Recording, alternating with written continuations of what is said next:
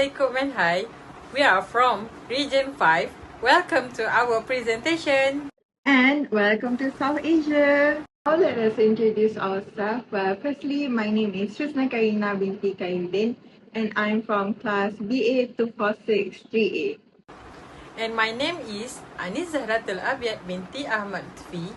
My student ID 2023 104 327.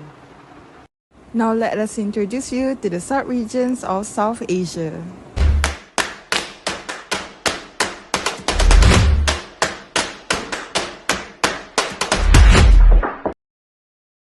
Well, as you can see above, this is the map of South Asia. A lot of us might be confused with too many Asia regions.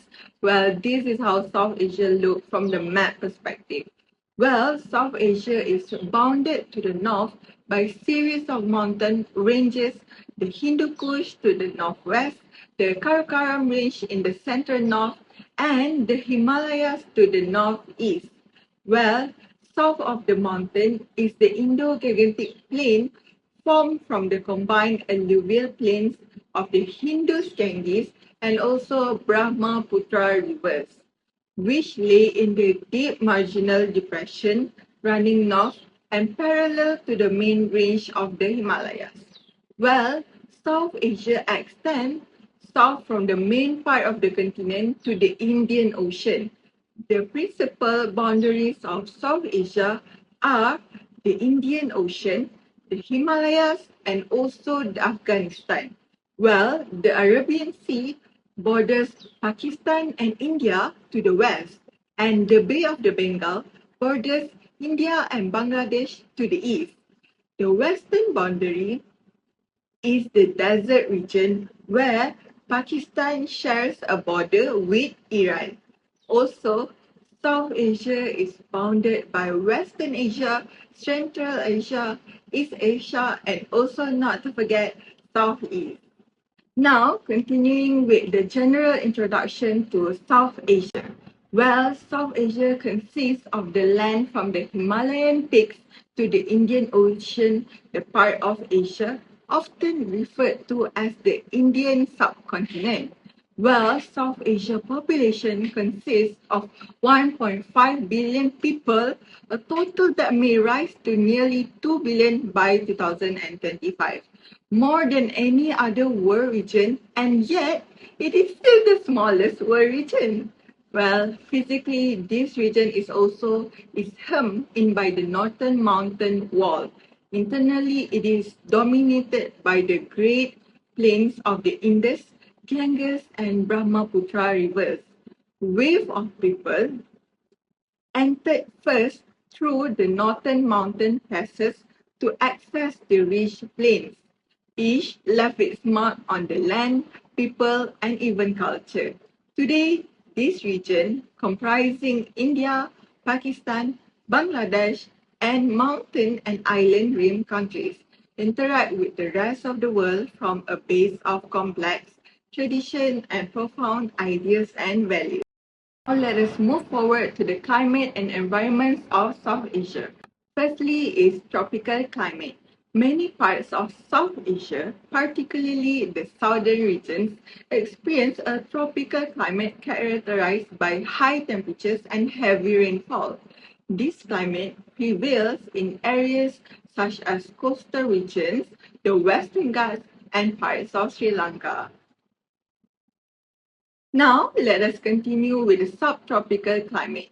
While northern India, Nepal, and parts of Pakistan experience a subtropical climate marked by hot summers and cool winters, the Himalayan region, including Bhutan and northern Pakistan, also falls into this category. While summer can be quite hot, while winters may bring snowfall in the higher altitudes. Now let us continue with the next climate, which is alpine climate. The Himalayan region, including parts of Nepal, Bhutan, and northern India, has an alpine climate characterized by cold temperatures and heavy snowfall in higher elevation. This climate is conducive to the formation of glaciers and support unique biodiversity. Last but not least, we have monsoon climate. Monsoon is a significant climatic phenomenon that brings heavy rainfall to the region. The monsoon seasons typically occurs from June to September, during which the southwest monsoon winds bring moisture-laden air from the Indian Ocean, resulting in widespread rainfall across much of South Asia. The monsoon is crucial for agriculture and water resources in the region, but it can also lead to flooding and landslides in some areas. Now, continuing with the environment, firstly, surface features of South Asia. Well, the Himalayan mountains forming the northern boundary of the region include Mount Everest, the world's highest mountain, while the Himalayas resulted from the continental plate fragment that is peninsular India crashing into the Eurasian continental plate, while the collision thickened the crystal rocks to produce the world's highest mountain, while the total distance of the Everest mountain is 8,850 meters long, while the Western Ghats is only 2,500 meters long. The Western Ghats is sloping eastward towards Bay of the Bengal. And last but not least is the Eastern Ghats that is only 1,500 meters long. Next is major river basin. Firstly, Indus, Ganges, and Brahmaputra, melting Himalayan snow and monsoon rain. Secondly is the alluvial fans. Rock particles and fragments from the Himalayas marks the junction of steep mountain courses with the lowlands. Next is badlands topography. Drier areas of northwest unvegetated alluvial deposits. And last but not least is the end of Brahmaputra and Ganges. Lowland, intensively farmed and also densely populated. Continuing with the peninsula hills and plateaus. Peninsula India is a tilted continental plate fragment of very ancient rocks. The highest point along the western coast is the Western Ghats, rise to just over 2,500 meters, 8,000 feet long. Along the east coast, also a broken line of hills, which is the Eastern Ghats. It rises in place to 1,500 meters equals to 5,000 feet, while coastal plains of various width encircle the peninsula at their widest, where rivers such as the Krishna and Godavari create deltas on the eastern coast. Lastly, for climate and the environment is the forest and soils. Most of areas at South Asia are originally forested. Now it remains only in southern India and Himalayan forest slope. Continuing with environmental problems of South Asia, there is two types of environmental problem. Firstly is the natural environment problems, and secondly is the human-induced environmental problems. Well, now let us begin with the natural environment problems first. Firstly is earthquake. Well, the dynamic natural environment is brought about partially by the glacial plates that produce the Himalayas and continue to set off earthquakes, well, such as those at Lecter, Maharashtra in 1993 and Bush, Gujarat in January 2001, while both caused loss of life and destroyed fully constructed housing. Well, more frequent earthquakes along the base of the Himalayas are less devastating, although very large ones occurred in 1905, 1934, and lastly is in 2005. Well, next natural environment problem is flooding.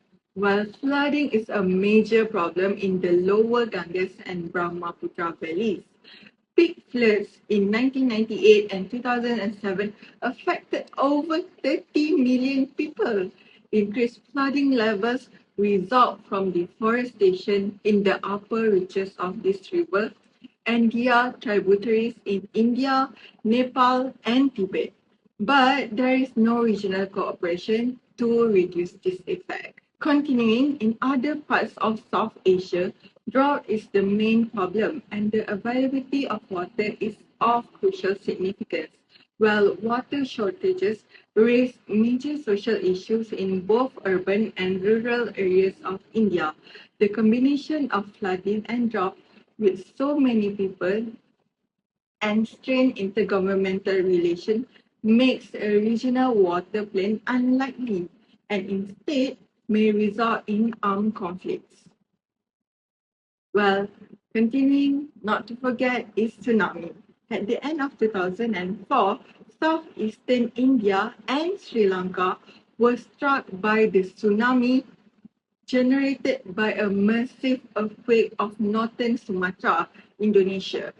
Damage and loss of life were great among fishers and those in the tourist industry who occupied coastal sites. Well, after this disaster, the United Nations made plans to establish an early warning system for such events. Now, let us take a look at the human-induced environmental problem. Firstly is air pollution. In 1984, at the Union Carbide pesticide plant in Bhopal, India, water leaked into a methyl isocyane worse at -1 net storage tank, triggering a chemical reaction and a cloud of toxic gases. It killed 3,000 people immediately and another 12,000 subsequently in the adjacent slum areas. And last but not least, there is also water pollution.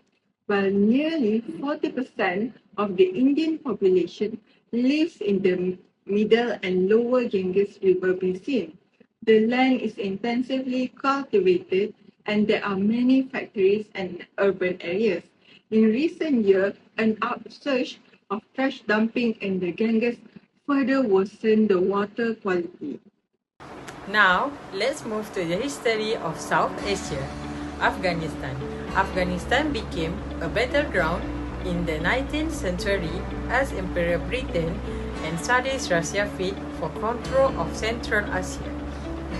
The Triangle Afghan Wars took place between 1839 and 1919, and Afghanistan finally won full independence from Britain in 1919. Bangladesh. Bangladesh was previously a part of the Bengal region. Bengal was largely Hindu in the 10th century and was annexed by the Mokku Empire in 1576. The East Bengalis converted to Islam. Bengal was governed by them from 1757 to 1947. Pakistan ruled Bengal that time. Bangladesh became an independent country in 1971. Bhutan was divided into feeding areas. King Akira Chu unified the region in 1907. Bhutan's affairs were essentially under British administration, but it was never colonized. Several countries were later given the choice of remaining independent or joining the Indian Union. Bhutan has chosen to remain a sovereign nation at 1949. In India, Indus Valley Civilization was one of the earliest civilizations in the region. Aryans arrived in India at 1500 BC and discovered civilized land. When eventually took control and reign of the region, India earned freedom in 1947. In Maldives, Buddhist Marine from India and Sri Lanka first arrived in the Maldives in the 5th century. The land was under British authority in 1887. After negotiating an agreement with Britain, the Maldives were granted independence in 1965. Nepal's first civilization emerged in 6th century BC. In the 12th century, Nepal's early rules both into Hindus and allowed India to have more influence. King Parvati Narayan Shah eventually unified the Kingdom of Nepal in 1768. Although the British to authority a commercial was made in 1792 between British and the Kingdom of Nepal. Nepal was not granted complete independence until 1923. Pakistan was once part of the Indus Valley civilization. Korean, Russian, Greeks, Arab, Dots and others ruled the region for thousands of years. In 1526, the country had fallen under the control of the Mobile Empire, which controlled over most of the Indian subcontinent. British took control of the region in 1857 and reigned for many years. In 1947, British finally agreed to grant Pakistan independence. For Sri Lanka, after Indo-Aryan immigration, largest ethnic group, which is Sinhalese, the name given to that group of people, and the rest are Tamils.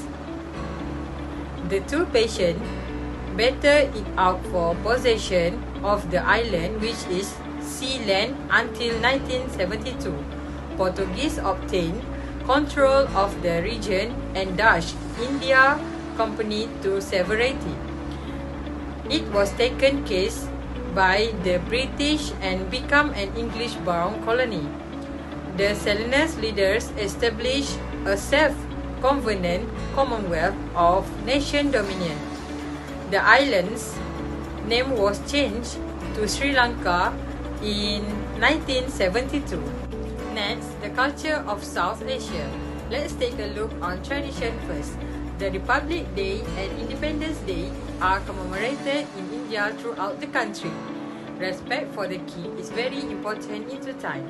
Using the left hand to eat, beef product and so on is considered as impolite in the region. When entering a place of worship or a significant thing, it's also customary to remove your shoes. South Asian likewise enjoy when other students say thank you. It gave us the host the impression and they have gone above beyond what is expected. Instead, they like it when kids express their gratitude. The holiday in South Asia, like in India, they celebrate Diwali or Deepavali, their most important holiday and a festival of lights. Pakistan celebrates Pakistan Day. Afghanistan commemorate its Liberation Day and Independence Day. Bhutan celebrate a national day as well as number of lesser known holidays. Constitution Day is observed in Nepal. Many of the same holidays are observed in Bangladesh as they in the United States. Sri Lanka has National Day and they are not important. In Maldives, Christmas is also observed by a small number of individuals because it is the first day of the Islamic month of Shawwal at the time. Many countries mark it. And Holi is a spring celebration celebrated throughout South Asia. Lastly, the Hindu holiday, which is a Ganesha Chaturthi, is observed in the region. The ethnic characteristics. The Dravidian are a group of people who live primarily in India, Sri Lanka, Pakistan and Afghanistan. They speak Dravidian language. The Bengalis are another ethnic group. These people are a group of people from the Bengal area which is divided politically between Bangladesh and India. The Bhutanese who practice Tibetan Buddhism are a distinct group in South Asia. Afghan Persian or Dari Pashto and Turkic languages are spoken in Afghanistan. Bangla and English are the two most widely spoken languages in Bangladesh. Bhutan has three official languages, which is Chachokka, Zauka, and Lakshanska. In India, it has Hindi, Tamil, Malayalam, and English. Devehi and English are spoken in Maldives. Nepalese dialects such as Nepali, Bhojpuri, and Urdu. The three main languages spoken in Pakistan are Punjabi, Balochi, and English. Sinhala, Tamil, and English are the three main languages spoken in Sri Lanka. Now, I will explain on the organization in South Asia region. The first one is the South Asian Association for Regional Cooperation, or known as SAARC. It is the world's biggest organization in terms of population because it has 22% of total population. The member states include all 8 countries in the South Asia region. Why it has this association? It is because South Asia is the important areas in terms of international peace, security, economic, and military resource. The natural resources and water resources are huge, and thus probability of development in very much. At the same time, this area is famous in the world for poorness, unemployment, terrorism, and political disturbance. This association or this organization maintains its prominent diplomatic relation at the United Nations as an observer and has developed links with multilateral entities including the European Union. Next is South Asia Sub-Region Economic Cooperation, also known as SASEC. SASEC brings together Bangladesh, Bhutan, India, Maldives, Myanmar, Nepal, and Sri Lanka in a project-based partnership that aims to promote the regional prosperity, improve the economic opportunity, and build a better quality of life for the people of the sub-region. SASEC countries share a common vision of boosting interregional trade and cooperation in South Asia, while also developing connectivity and trade with Southeast Asia through Myanmar to People's Republic of China and the global market. The last one is South Asia Free Trade Area, also known as SAFTA. The purpose of SAFTA is to encourage an 11 common contract among the countries in which medium and long contract. The contract involving trade operated by states, supply and import, assurance in respect of specific product in others. It involves agreement and tariff concession like national duties concession and non-tariff concession. The main objective is to promote competition in the area and to provide equitable benefit to the country involved. It aims to benefit the people of the countries by bringing transparency and integrity among the nation. The SAFTA was also formed in order to increase the level of trade and economic cooperation among the SAARC nations by reducing the tariff and barriers, and also to provide special preference to the least developed countries among the SAARC nations. It is to establish a framework for further regional cooperation. Okay, now I will share about sub-regions and economic activities in South Asia. There are 3 sub-regions such as India, Bangladesh, and Pakistan, and mountain and island rim. Let me explain one by one for each sub-region. India was a greater part of Asia and it consists 28 states and union territory. More than that, for 2023, India was the world's most population country in 2023. For India economic activity, actually, they do a lot of activities which can contribute to the national economy. For example, manufacturing. One of the largest textile manufacturing company in India is Arvind. The company also running it as a retail and clothing chain. For agriculture, Rallis India Limited Company is located at Bangalore, India. The main thing that the company do is produce fertilizers product and pesticides to seeds and treat seeds chemicals. Next is a services from the tourism sector, Yatra. Yatra is a company from the Indian online travel agency and a travel search engine based in Gurugram, Haryana. It was founded by Dhruv, Srini, Manish Amin and Sabina Kopra in August 2006. Next is Bangladesh and Pakistan. The ethnic character for Bangladesh, there have Bengali, Biharis and Urdu. For Pakistan, they have Hajir, Punjabi and Sindhi. Now, I will explain about Bangladesh and Pakistan economic activities. For the Bangladesh, Besimcon is the one of the largest integrated textile production business in Asia and is located in Dhaka, Bangladesh. More than that, Pakistan Telecommunication Company Limited is located in Islamabad, Pakistan.